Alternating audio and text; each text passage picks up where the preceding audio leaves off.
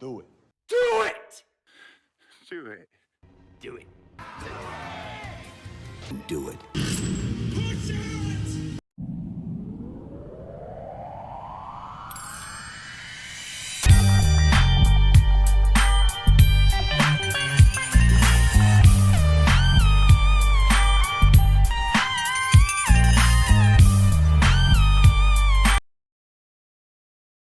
Well, Mando and the Green Monkey Goblin are back in The Mandalorian Season 2, Episode 3. As many of you may well know, I've been less than impressed with the latest two entries in the series. The first episode of Season 2 was kind of a train wreck, but it possessed a few good qualities, including the introduction of the Marshal, some more world building, a longer runtime, that's a big one, and some decent action, I'll admit.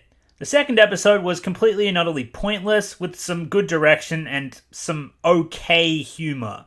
And also as a bonus, we got some more information on the New Republic and their Galactic Border Patrol, which I thought was nice, but otherwise, it was kind of a writing disaster. And now we have Chapter 11, the third episode of Season 2, titled The Heiress, and I maybe, sort of, kind of, possibly, unbelievably, didn't entirely hate it. But what's kind of pissing me off is seeing everyone lose their minds over this episode like it's the second coming of Lucas, and all of this mass hysteria and excitement came for one reason and one reason only, because the Mandalorian character known as Bo-Katan from Star Wars Rebels and the Star Wars Clone Wars name-dropped fan-favorite character Jedi Master Ahsoka Tano. As if that in any way, shape or form makes this episode amazing. I love Ahsoka, just like all of you, trust me. But name-dropping her doesn't accomplish anything. Hell, I wouldn't be surprised if we didn't actually see her until the last episode of the season, so they can bait the next one. Which, of course, they will. We saw the Boba Fett tease, remember? 2 episodes later, what did that accomplish? I'm still waiting. Look, this episode wasn't god-awful, and it wasn't great either, but it was perfectly fine. It was fine, and that's all, okay? And I'll explain why, but make no mistake, a mediocre episode is still a massive step up from the previous 2 episodes, and the majority of Season 1. So we're on the right track. I'll say that much. Anyway, let's begin with the opening. I actually thought it was really solid. A tense, atmospheric re-entry that follows up on the events from the previous episode. I like the touch of humor it added onto the end of the landing, resulting with Mando crashing in the water. Good stuff. And without having to explicitly tell us, this episode makes it clear that Trask, the moon which they've landed on, is heavily abundant with the Mon Calamari, Admiral Akbar's species, and the reasoning perhaps is because it looks primarily like a water planet. And because of how abundant the Mon Calamari are on this moon, it's also possible that the moon itself is controlled by the Mon Calamari. But that's just me speculating. I like to appreciate the visual world-building details where I can. And this is what I've interpreted from what we see in the introduction to Trask. Anyway, Mando pays an engineer, well, more specifically, a Mon Calamari engineer, at the ship docks to fix up his broken vessel as best they can. And when I say ship docks, I mean literal ship docks, not a spaceship dock. Sorry I had to make the distinction because this is Star Wars after all, and he's landed at a port which also has sailing vessels, which, fair enough. Moments later, and what luck, the fish mother passenger that Mando was escorting immediately identifies her husband that's just been waiting for her on these docks, like he knew when and where she was going to be there, despite them having no communication whatsoever. And once again, in what's becoming vintage Mandalorian at this point, this episode jumpstarts its plot by sheer ludicrous convenience. Because they once again dropped the episode's runtime from 50 minutes to 30 minutes, just like the previous episode, and in order to achieve what they need to in this rushed time slot, characters and encounters just happen out of thin air, so that everyone meets each other, everyone gets to where they need to be, and everyone quickly knows what they are doing. Thankfully, this only happens in the first half of the episode, and not the second. The fish husband thanks Mando, and he asks him where he can find others of his kind, other Mandalorians. The fish husband leads him to a nearby inn where someone can direct him, but this ultimately proves to be inconsequential and entirely pointless, because one of the Mandalorian squad members that Mando is soon to find is watching him on the docks, as it cuts to WWE's Sasha Banks, who's watching him curiously. He spots her for a moment and then she mysteriously vanishes. Okay, again, convenience much? Exactly who Mando needs to find is just waiting for him exactly where he is. Exactly where he arrives, on this random planet in the galaxy. Which means, in actuality, Mando didn't even need the fish husband's assistance, because the quote-unquote help he receives from the inn ultimately sends him on a wild goose chase. Mando enters the inn and finds a Mon Calamari, and it's worth mentioning that there's a small payoff from the pilot episode, where he provides the calamari flan he was given by Apollo Creed for the first job we saw him take. He uses the currency to barter for information. The Mon Calamari innkeeper says he's seen Beskar wearers come through there before, which would make sense, since Beskar's a rare metal and Mandalorians are all but extinct, but they always wear their helmets. Well, mostly, but we'll get to that. Point is, if he's seen Mandalorians, he's sure to remember them. Point is, if he's seen Mandalorians come through there, he's sure to identify them by their Beskar armor. And then he directs Mando to a boatman who can take him where he needs to go, which, as I said, was pointless because Sasha Banks and Bo-Katan could have approached Mando before he got on the boat, since they knew who he was. Anyway, on the boat, Mando watches as the crew fish for some kind of water sarlacc monster. The captain wants to show the creature to Baby Yoda, so he opens up the water cage below and Mando actually allows Baby Yoda to get pushed into the pit. Is Mando just prone to being ambushed? You'd figure as a lifelong bounty hunter he'd be able to smell a trap approaching. But yeah, Baby Yoda is knocked into the water pit. Thankfully, he's able to close his metal capsule as he gets swallowed.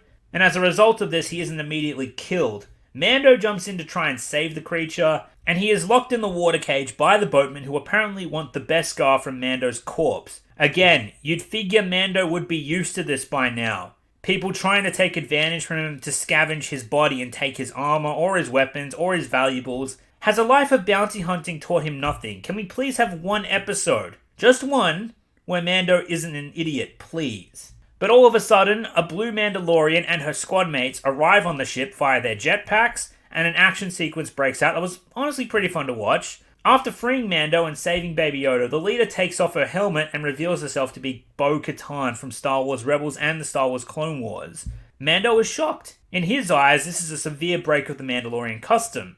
Unsurprisingly, Mando thinks these three Beskar-wearing individuals are much like the Marshal from back in Chapter 9. As soon as the Marshal took off Boba Fett's helmet, Mando was ready to kill him for the armor because he perceived him not to be a Mandalorian. Similarly, he perceives Bo-Katan to be an imposter, posing as a Mandalorian who's dishonoring the name. For those in the audience who haven't seen the Clone Wars, we've only seen the Mandalorians through the eyes of Pedro Pascal's character, a foundling whose family was killed in the Clone Wars and adopted into a society of warriors that abide by a strict creed. One such custom is never removing your helmet in front of strangers. Bo-Katan insists that she's of Mandalorian blood and grew up on the Mandalorian homeworld before the Purge. And I love this piece of world building because while she distinguishes herself as a Mandalorian and what clan she comes from, she refers to Mando as a child of the Watch, which distinguishes herself from him, and makes it clear that not all Mandalorians are the same. Now, this is far more comprehensible if you've seen the Clone Wars,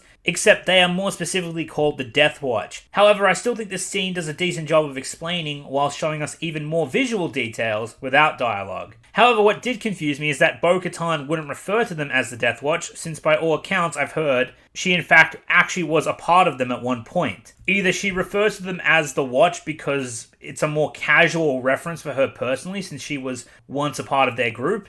Perhaps calling them Death Watch is more of the outsider's term, or perhaps the showrunners worded it that way so that the audience could connect the dots themselves. While it doesn't make much sense that Bo-Katan wouldn't call them by their full name, I understood what she was talking about because of how she described them, as I'm sure many of you did. I don't know. Look, to reiterate, I like what they did, I just think the way they did it was kind of bizarre. Personally, as someone who started watching the Clone Wars after watching The Mandalorian Season 1, I was very much confused to see the way Mandalorian society functions on their homeworld. It was much more elegant and peaceful. Death Watch, as Bo-Katan explains in this episode, were the extremists, a rogue cult dedicated to the ancient customs of Mandalore. It honestly didn't fully hit me until this scene, in fact, that it was a fragment of Death Watch that took Mando in as a foundling, which explains why, unlike most Mandalorians, he lives by such a strict creed.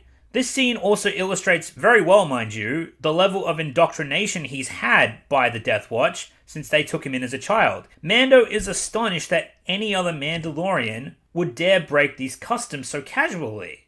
And it also goes to show that not all Mandalorians think alike or have the same creed. Kind of like how not all Christians are the same. Some Christianity followers have a very strict set of guidelines, for example, marriage before sex, church every Sunday, and prayer before feasts. However, others, while still being Christianity followers, don't abide by these customs, or rather they have looser guidelines. Bo-Katan comes from a tribe with a long lineage, and her armor has been passed down from generation to generation, but she's not bound by the customs of hiding her identity to strangers. More specifically, and you wouldn't know this unless, again, you've watched the Clone Wars, her last name ties her to the Mandalorian Duchess, making Bo-Katan tied to the royal bloodline. I'm willing to give the show the benefit of the doubt that perhaps they will explain that in a later episode, but you can gather that she is something akin to royalty based on her motivations and goals, which are revealed later in this episode. But we'll get to that. Also, one extra snag. Bo-Katan is meant to be in her 60s,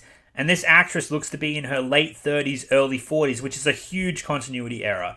Not to mention, would a woman in her 60s be flying around in Mandalorian armor into gunfights and be as acrobatically nimble as Bo-Katan was in this episode? Yeah, I don't think so. And to drive this point even further, the Boba Fett reveal showing a very old Tamara Morrison returning is also inaccurate because Boba Fett in this continuity looks older than Bo-Katan does, despite the fact that in the timeline, Boba Fett would be in his late 30s, with Bo-Katan, despite looking younger, being actually like 20 years older than he is.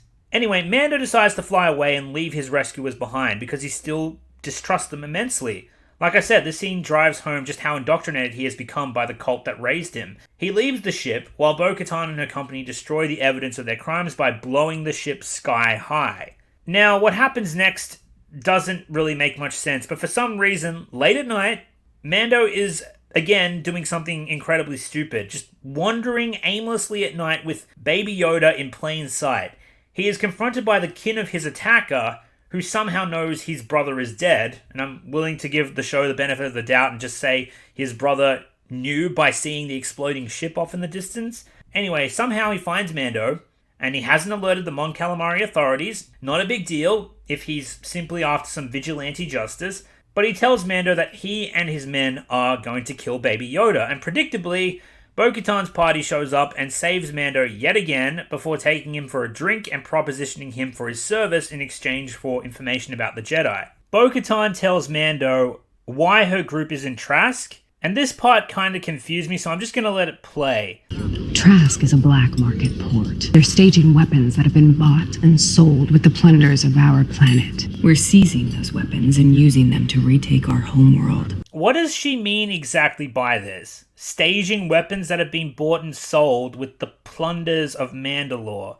Does that mean the staged weapons in question aren't illegal, but the Mandalorian weapons are? That doesn't make much sense to me. It would have made more sense if she said Empire loyalists were simply taking possession of the Mandalorian weapons from smugglers or pirates that made it from Mandalore through New Republic space to Trask, where those weapons are then transported into Empire hands. If that's what she meant, then it was worded in a piss-poor manner. Okay, bottom line. Empire has Mandalorian weapons, Bo-Katan wants those weapons back, so she and the rest of the Mandalorians can retake their homeworld and re-establish their society. And I like the bit of information we get from Mando when he urges them not to try it. Mandalore is cursed, he says. There's no going back. It is an uninhabitable, hostile place that not even the Empire could control, according to him. Bo-Katan, however, tells him that those stories are greatly exaggerated. Simple Empire propaganda used to discourage Mandalorians from unifying, because a unified Mandalore is a threat to be reckoned with. Look, sometimes you gotta take the good with the bad, and I really liked how much this episode allows the audience to learn about the Mandalorians, their factions, and their history.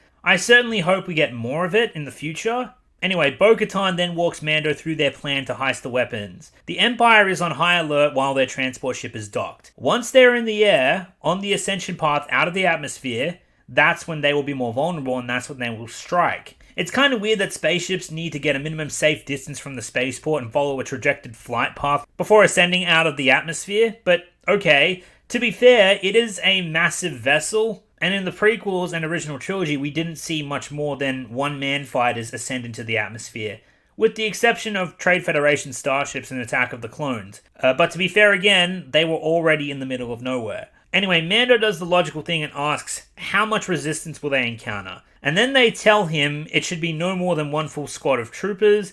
And then the male Mandalorian adds, and they can't even hit the side of a bantha. Okay, look, Disney. It's only funny when we shit on the stormtroopers for being useless at aiming. It's a meta joke that is making fun of a well-known Star Wars inconsistency that trained Empire soldiers can't make their shots. When we meme that stuff, that's fine. But when you start having characters openly mock the stormtroopers for being useless, that is very damaging to your product. If the show is self-aware that stormtroopers suck, why the hell would the audience have any tension whatsoever when they are around? Seriously, who thought that line was a good idea? Fire them immediately? Also, it's not the first time you did it. In episodes 7 and 8 of season 1, I was equally pissed off because of how you treated the stormtroopers. Stop treating your main bad guys like they are jokes. Jesus Christ. Anyway, finally, Mando makes a good decision and leaves Baby Yoda with the fish couple until he returns from the mission.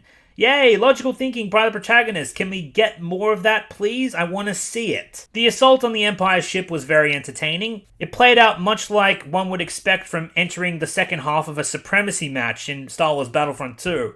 A tight corridor shooter with not much room to maneuver, which unfortunately takes away the advantage of the Mandalorian's jetpacks, but they are still essentially juggernauts in Beskar armor. So the skirmishes inside the Empire starship are still relatively easy for them to progress through. What keeps the scene tension-fueled, however, despite the fact that they are mowing down cannon fodder, is the fact that it's a race against the clock. Bo-Katan and Mando have to make it to the cargo hold and retrieve the weapons before the ship reaches a certain altitude to make a jump to light speed and rendezvous with an Empire fleet. It's only after they take the cargo hold that Bo-Katan tells Mando what the real plan was, and that it was in fact to take the entire ship, not just the cargo. She then reveals her intentions are a bit more personal.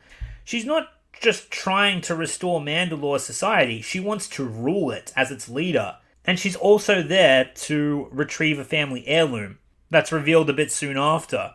With this twist, we also find out why this episode is called The Heiress. And without explicitly telling the audience, although I hope it's flushed out a bit later, it provides the audience enough clues to kind of infer that Bo-Katan is actually tied to the royal lineage of Mandalore, as we previously discussed. Moments later, Gus from Breaking Bad contacts the commanding officer of the ship and asks for a report on the situation. Upon learning that the ship is essentially a lost cause, he orders the officer to follow protocol and deny the Empire's assets to the intruders by crashing the ship. He also adds the phrase, "Long live the Empire." Now, I actually love this. It's about time they start portraying the Empire, and its loyalists in this case, with the same competence and ruthlessness that they were given in the original trilogy. Yes, it's annoying how they treat the stormtroopers like a joke, I know. But at least this makes sense. Destroy the assets, deny the hijackers. I think terminating the pilots was a bit much, but I'm pretty sure it's a means of denying the enemy valuable information, especially since we see the officer bite down on a very heavy-handed, on-the-nose Nazi German cyanide capsule reference, so Bo-Katan couldn't torture him for information. And because it's Star Wars, they decided to turn it into an electrocution capsule because sci-fi, I guess. Look, the Empire was always referencing Nazis, even back in the original trilogy, okay? And yes, it's about as heavy-handed as a salute from Force Awakens, but at the very least it was practically utilized and actually made sense. Before the officer kills himself, Bo-Katan makes it clear that she's after the Dark Saber, the weapon that was briefly displayed by Gus from Breaking Bad in the Mandalorian Season 1 finale episode. If you've seen Season 2 of the Clone Wars, you know that the Dark Saber is of significant cultural value to the Mandalore society. Hopefully the show will go into greater depth as to the significance of the weapon, and not be as presumptuous as to think every single Star Wars fan bothered to watch the Clone Wars, or Rebels for that matter. But anyway, the crash is averted, and the mission is complete. True to her word, Bo-Katan tells Mando where he can take the Foundling, and where he can find the one and only Jedi Master Ahsoka Tano. Oh, now we're getting somewhere. Yay, we're finally moving on with the story. It took us 3 pissing episodes of mostly wasted time to get here, not to mention the almost entire waste of time that was Season 1. And guys, seriously, I love Ahsoka as much as the next person. I do, truly, but tone it down. We got a name drop.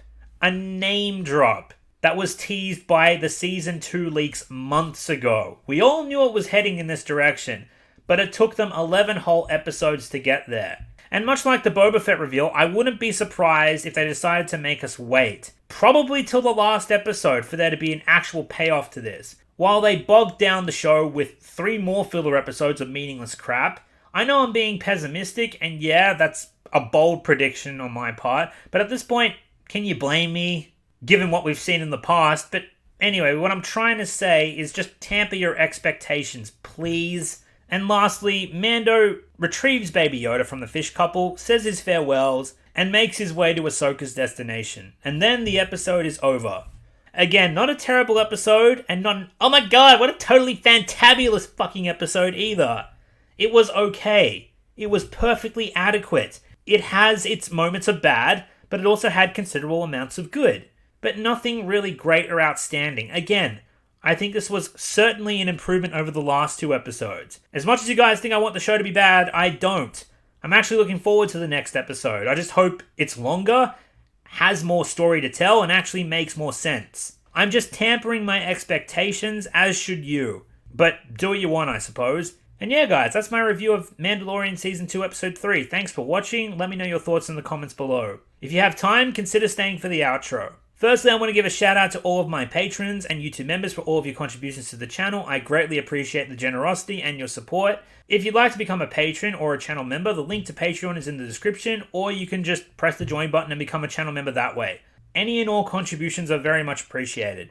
Thank you. Secondly, if you haven't already, please check out the channel's Discord server. What Discord basically is an online community where followers of the channel go to congregate and talk about a range of different topics, ranging from Star Wars, The Lord of the Rings, Harry Potter, Game of Thrones, The Mandalorian, and so on. Check it out at your leisure, and who knows, maybe you'll make some friends along the way. I've also linked a video about Discord in the description in case you had any questions. Also, if you're looking for more content, you should head over to my secondary channel that talks about video games, and my archive channel if you're a fan of the channel's podcast. Both are linked in the description below. And finally, here's one last thank you for staying till the end of the video. You are a legend, and I'll see you next time.